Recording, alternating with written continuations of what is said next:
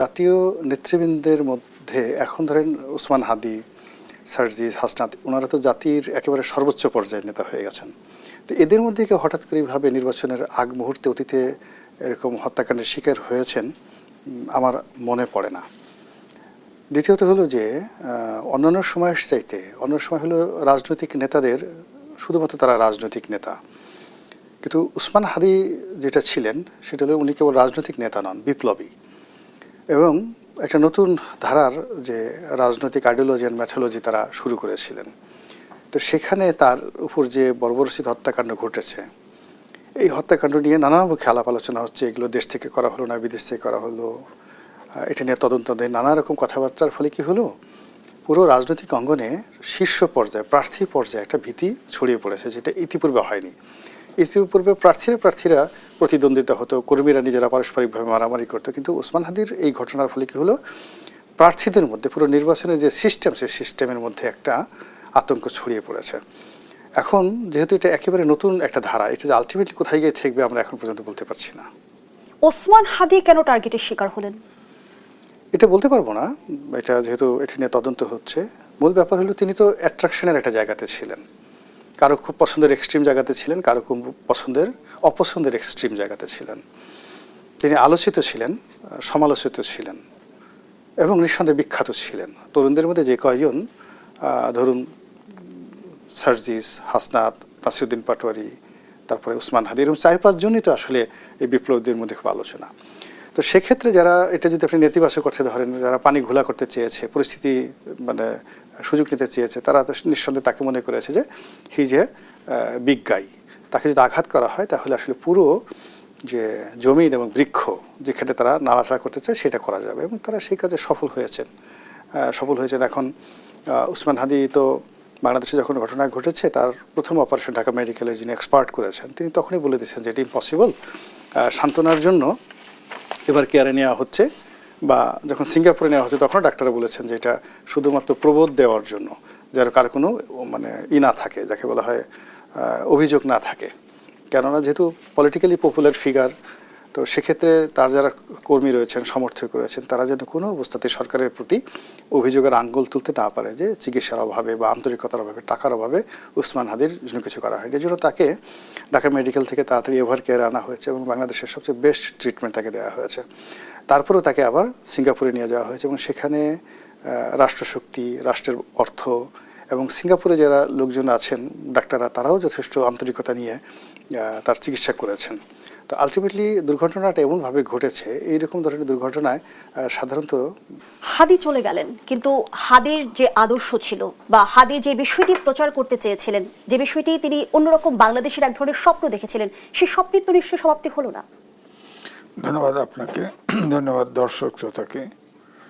আমি রনি ভাইয়ের কথার সূত্র ধরে আমি বলছি যে দেখেন, জুলাই যোদ্ধা যারা, তাদের কিন্তু একটা ব্র্যান্ড ভ্যালু আছে, এই জন্যই তাদের কদরও বেশি সমাজে। তার মধ্যে আপনার হাদি ছিল একদম ব্যতিক্রম। আপনি দেখেন, পায়ে হেঁটে সে ঢাকা 8 আসনে প্রার্থী ছিল, পায়ে হেঁটে রিক্সায় চড়ে তিনি কিন্তু ক্যাম্পেইন করেছেন, কোনো খরচ নাই তার এই অবস্থায়। এবং তিনি টকশোতেও কিন্তু ঝড়ের মতো বক্তব্য রাখতেন, খুবই বুদ্ধিমান ছেলে। হঠাৎ করেই তার সব কিছু মনে আসতো, টকশোতে ঝড়ের মতো কথা বলতো। এবং আমার এই আয়োজনেও তিনি এসেছেন। এটা ব্যতিক্রম এই জন্যই বলছি যে তিনি কিন্তু একটা নতুন রাজনীতি, নতুন দর্শন আপনার প্রচার শুরু করেছিলেন, অর্থাৎ নতুন রাজনীতির নতুন মেরুকরণ কিন্তু তৈরি করতে চেয়েছিলেন। এরকম কিন্তু হয় না। একদম ধরেন আগের আমলে আমরা দেখেছি ছোটবেলায় ওই বাম রাজনীতি করতো, তারা এরকম পাঞ্জাবি, লম্বা পাঞ্জাবি পরে পড়তো, ঘুরতো, পয়সা খরচ করতো না, পয়সা ছিল না। হাদিরও কিন্তু পয়সা ছিল না, সে কিন্তু সমাজটা বদলাতে চেষ্টা করেছে, মানে শুরু করেছিল, কিন্তু যাত্রার শরিক পায় নাই। এবং অনেকেই কিন্তু বলে যে গণঅভ্যুত্থান পরবর্তী আর্থিক কেলেঙ্কারির কোনো অভিযোগ হাদির বিরুদ্ধে ছিল না। এটি তো বলছি যে যারা ফ্রন্ট রানার আছে, একদম নির্মল চরিত্রের সে, এবং তিনি সত্য কথা বলতে, আমরা রাগ ঢাক করি, একটু সেন্সর করি, কিন্তু কোনো রাগ ঢাক করে নাই।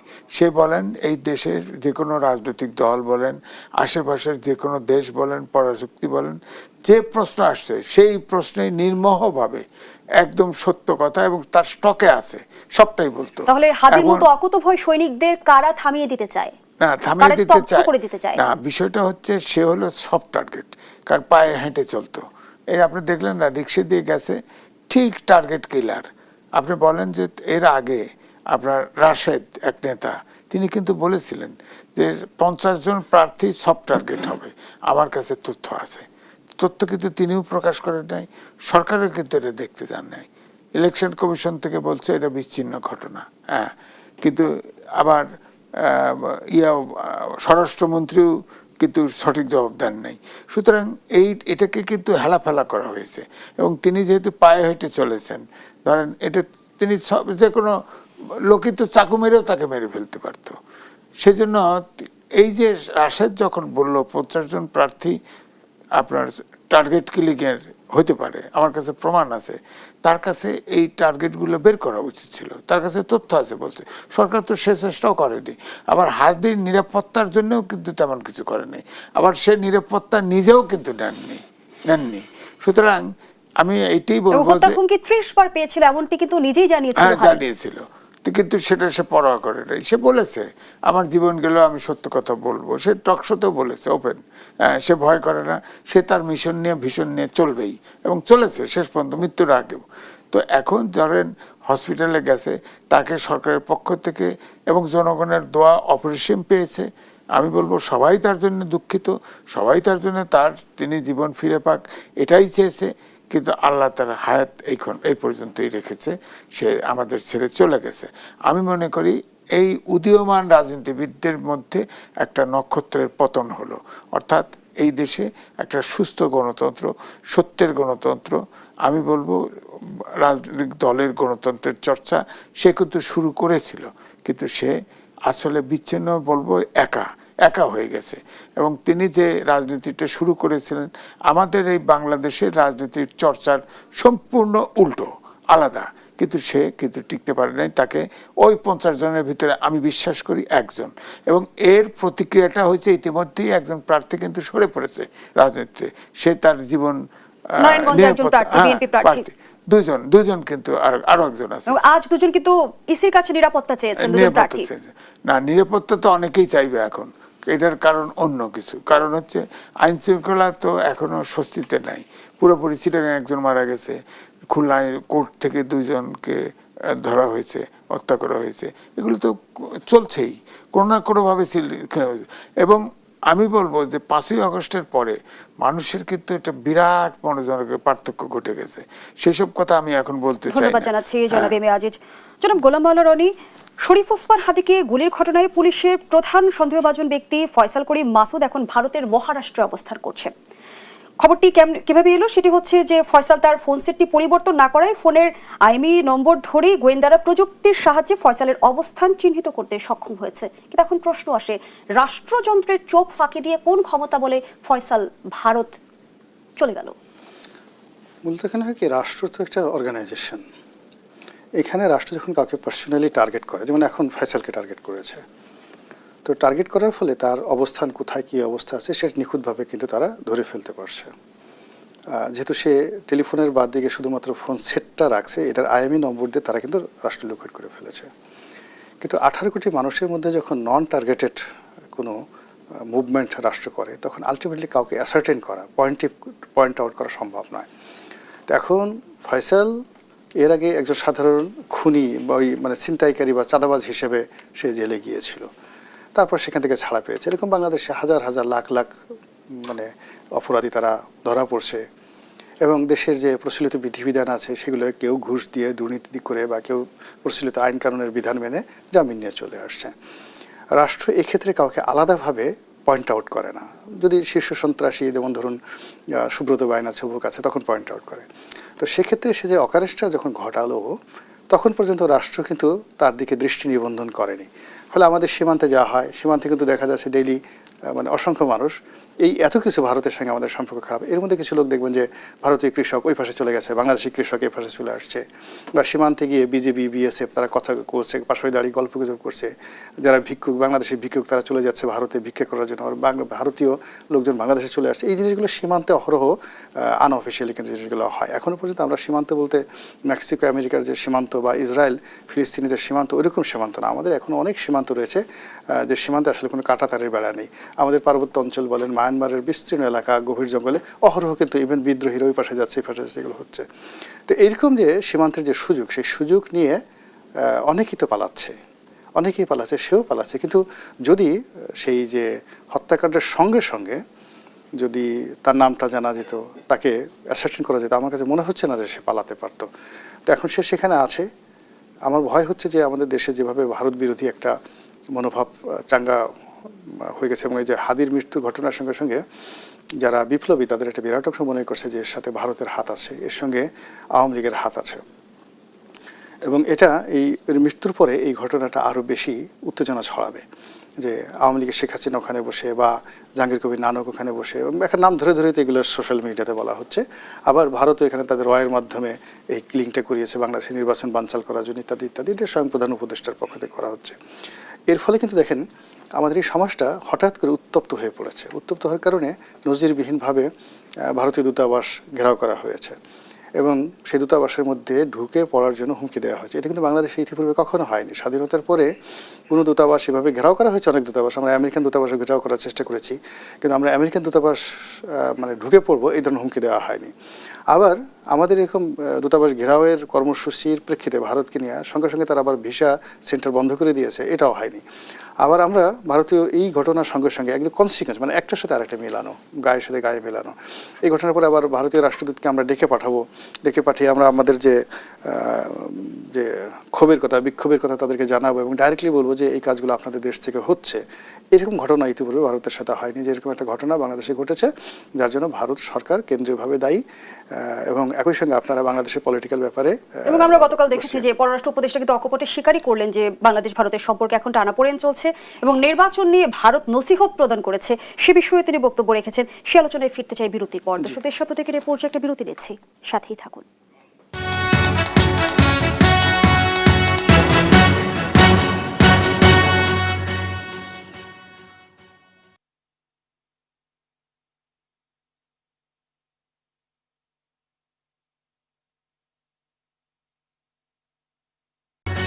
আবারও আমন্ত্রণ, দেখছেন দেশ টেলিভিশনের নিয়মিত আয়োজন দেশ সাম্প্রতিক, নিবেদন করছে Arail angle channel and square বার।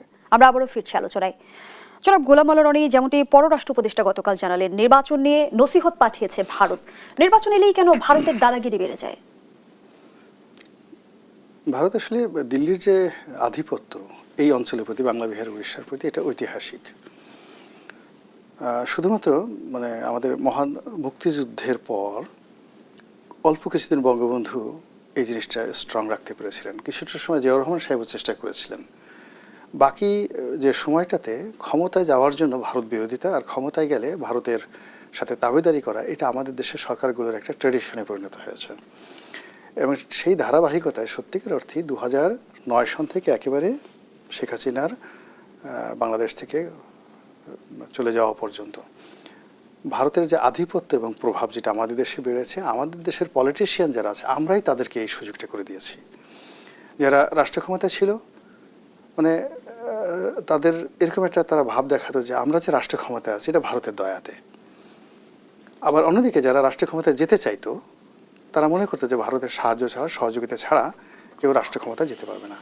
তো আপনি যখন আপনার ব্যক্তিগত জীবনে দেখবেন যে আপনি নিজে কাউকে খুব বেশি প্রিভিলেজ দিচ্ছেন, উঠতে বসতে আপনি জিজ্ঞেস করছেন কী খাবো, কী করব, আমার কি করা উচিত, দেখুন তো আমার এটা ভালো হলো কি না, ঘর থেকে বের হওয়ার সময় অনুমতি নিচ্ছেন, আসার সময় অনুমতি নিচ্ছেন। তো একটা সময় ওই লোকটা না চাইলেও আপনাকে পেয়ে বসবে এবং আপনার প্রতি খবরদারি দেখাবে, এবং একটা সময় আপনি মনে করবেন যে আপনি তার দাস হয়ে গেছেন, আর সে মনে করবেন যে আপনি তার দাস। এটা হলো মানুষের মধ্যে একটা স্বাভাবিক চরিত্র। এখন পাশাপাশি থেকে যে ভারতের সঙ্গে থেকেও যে একটা সহাবস্থান করা যায় শত্রুতা না করে, ওটার জন্য যে শিক্ষা দরকার, দীক্ষা দরকার, নিজেদের মধ্যে দেশাত্মবোধ দরকার, পরিশ্রম করা দরকার, আমাদের রাজনীতিবিদরা সেই জিনিসটা আসলে করতে রাজি নয়। আমরা যেমন ধরুন এই যে ওসমান হাদির ঘটনাটা ধরুন, কোনো অবস্থাতেই তো এরকম একজন তরুণ রাজনীতিবিদ তার এই হত্যাকাণ্ড আপনি যে কোনো অ্যাঙ্গেল থেকে ধরেন না কেন, এটা কাপুরুষোচিত। যারাই কাজ করেছে আপনি এটার পক্ষে একটা সিঙ্গেল জিনিস মানে আপনি দাঁড় করতে পারবেন না। এখন দেখুন কি ঘটনা ঘটলো, মানে যারা তাকে সরিয়ে দিয়েছে নিঃসন্দেহে তারা মনে করেছে যে এর মাধ্যমে একটা বেনিফিট পাওয়া যাবে, অথবা যারা সরিয়ে দিয়েছে মনে করছে যে এর মাধ্যমে যদি আমরা এই কাজটা করি আমরা মাছ পানি ঘোলা করতে পারবো। তারপরে এই দুর্ঘটনার পরে আমরা মনে করছি যে এই ঘটনায় কৌশলে করে ভারতকে আমরা এটা দায়ী করতে পারবো, আওয়ামী লীগকে দায়ী করতে পারবো, আমরা মাঠ উত্তপ্ত করতে পারবো।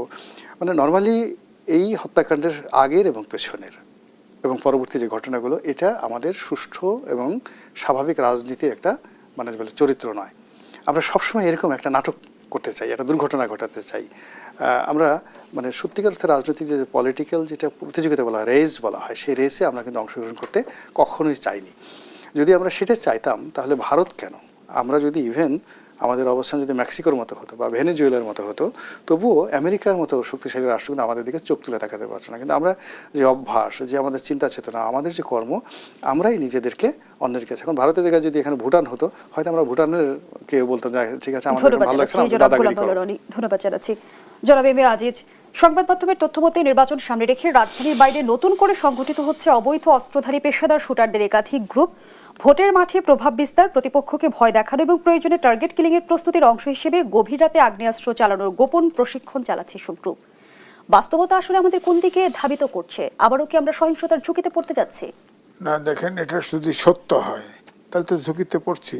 সেই সাথে অ্যাড করেন প্রত্যেকটা এমপি প্রার্থী অস্ত্র পাবে, লাইসেন্স নিতে পারে, তার গানম্যান থাকবে। তো সারা দেশে আপনার ধরেন যদি কয়শো প্রার্থী হবে, ধরেন হাজার তিনেক হাজার, তো আপনি 2000 অস্ত্র পাঠাই দিবেন, তাদের ঠিকমতো ট্রেনিংও নাই, তো এলোপাতারি গুলি মারি দিবে। তো আমি তো সারা দেশটাকে যুদ্ধক্ষেত্র বানায় ফেলতেছি।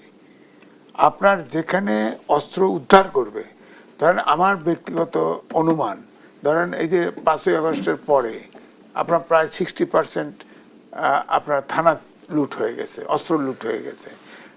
ফ্যাসিস্ট সরকার যাওয়ার আগে প্রায় 1.5 লাখ 2 লাখ অস্ত্রের লাইসেন্স দিয়েছে। তো আমার কাছে তো এখানেই তো মনে হয় যে